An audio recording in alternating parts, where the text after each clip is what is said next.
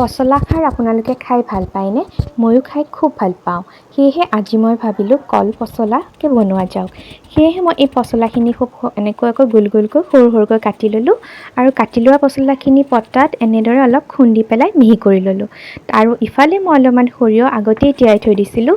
প্ৰায় আধা ঘণ্টা মই সৰিয়হখিনি তিয়াই থৈছিলোঁ আৰু তাৰ লগত নহৰু আৰু জলকীয়াও মই ৰেডি কৰি লৈছিলোঁ। গতিকে লগতে এইখিনিও মই পিচি ল'লোঁ। এইখিনি পিছা হোৱাৰ পাছত মই প্ৰেছাৰ কুকাৰ এটাত পচলাখিনি দি দিলোঁ আৰু লগতে মই 1 চামুচ খাৰো দি দিছোঁ। দি পেলাই মই 3টা চিটি মাৰি ল'লোঁ।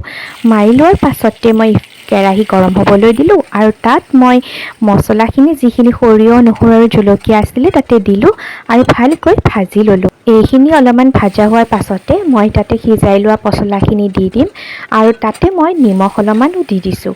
তাৰপাছত অলপমান ভাজি তাতে অকণমান পানী দিছোঁ আৰু ঢাকি দিছোঁ। পৰিৱেশন কৰাৰ সময়ত মই তাত অকণমান কেঁচা তেল আৰু কেঁচা জলকীয়া সানি দিছোঁ।